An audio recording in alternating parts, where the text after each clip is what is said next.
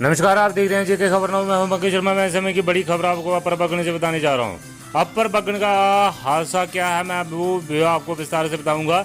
जब रियाड़ से बगन के लिए रूट जाता है तो बीच में एक रास्ता आता है हाई सेकेंडरी स्कूल के थोड़ा दूर, आधा किलोमीटर दूर। वहां पर प्रकाश दत्त जी का घर है, सन ऑफ श्री हंसराज जी, उनके बेटे हैं प्रकाश दत्त जी। मैं आपको बता दूं कि वहाँ पर रोड जो है उसकी कैसा हालत बहुत ख़राब है। जब उनके घर के पास एक रोड निकलता है अपर बगने ये के लिए, तो जब जितनी भी गाड़ी आती है वहाँ पर स्लिप करती है और स्लिप होने के कारण गाड़ी सीधे उनके मकान के ऊपर जा चढ़ती है। ये बड़ी खबर अपर बगने से बताने जा रहा हूँ।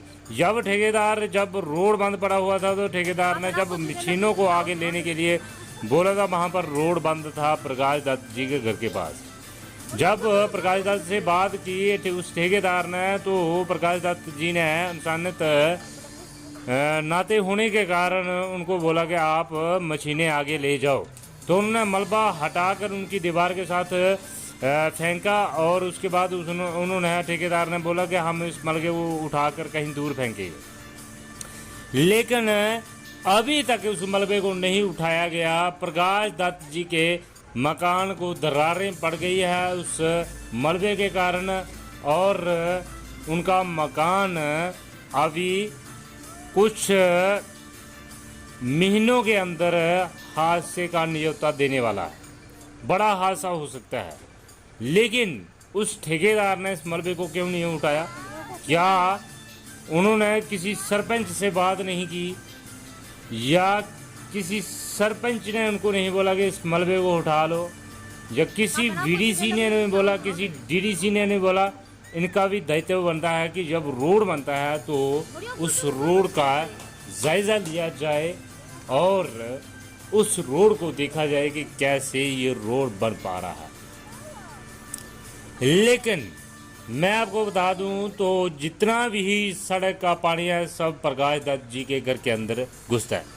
प्रकाश दत्त जी का कहना है कि आगे पीछे कंकरी जो है वो पड़ चुकी है सड़क में, लेकिन मेरे घर के पास कंकर तक नहीं पड़ा है। वहाँ पर रोड की इतनी खस्ता हालत है कि गाड़ी कोई भी जाती है तो स्लिप होकर वो मेरे मकान के ऊपर आ चढ़ती है। तस्वीरें आपके सामने हैं और विजुअल आपके सामने है कि क्या देख सकते हैं आप। लेकिन मैं एडमिनिस्ट्रेशन से कहना चाहूँगा जल्दी से जल्दी इस बात के ऊपर संज्ञान लिया जाए और प्रकाश दत्त जी के मकान के साथ जो मलबा बटा है उसको हटाया जाए, नहीं तो आए दिन कोई बड़ा हादसा हो सकता है। या उस रोड को थोड़े दिनों के लिए बंद किया जाए जब तक वो मुकम्मल नहीं होता। उस घर के पास का जो रोड है वो जब तक मुकम्मल नहीं होता, जब उसके ऊपर कंकरा नहीं डलता, तब तक उसको निगरानी में रखेगा। क्योंकि जब गाड़ी जाती है, लोड हो चाहे खाली हो, लेकिन वो गाड़ी स्लिप होकर उसके मकान के ऊपर जा चढ़ती है। ये एडमिनिस्ट्रेशन का फैसला लेना होगा और फैसला करना होगा कि उनकी क्या राय है।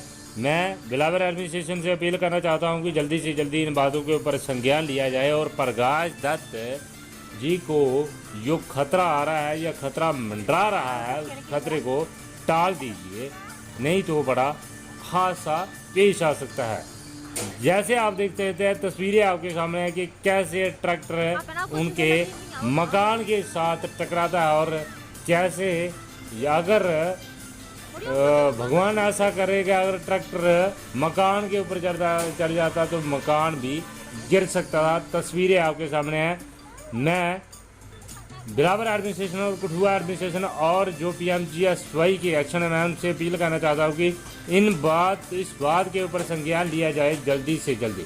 और उस ठेकेदार से मेरा सवाल है, जो अगर आपने मशीनों को आगे लेने के लिए उससे बात की और बोला कि हम इस मलबे को साइड पे करके हम अपनी मशीनों को आगे लेना चाहते हैं, तो प्रकाश दत्त ने इंसानियत के तौर पे उनको बोला कि कोई बात नहीं, आप इस मलबे को हटा लीजिए और जहाँ पर मेरे मकान के पास फेंक दीजिए और बाद में इसको डंपर लगा के उठाकर कहीं दूर फेंक दीजिए।